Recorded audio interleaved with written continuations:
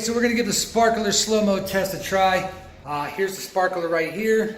I got it just taped onto this microphone boom. We're gonna shoot this a couple of different ways though, because we got the Sony RX100 Mark V and it's set up to shoot at 480 frames per second. We have the GoPro Hero 7. It's set up to shoot at 240 frames per second. And we have the Fuji X-t3.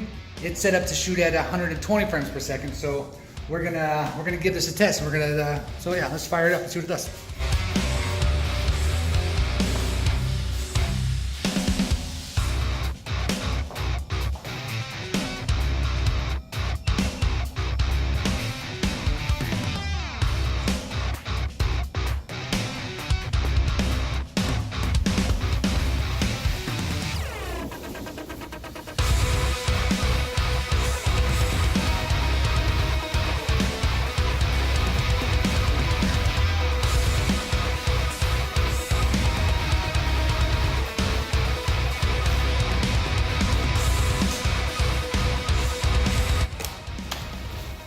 Okay, that was it. Now let's go throw it in Premiere Pro and we'll slow it down and see what it looks like.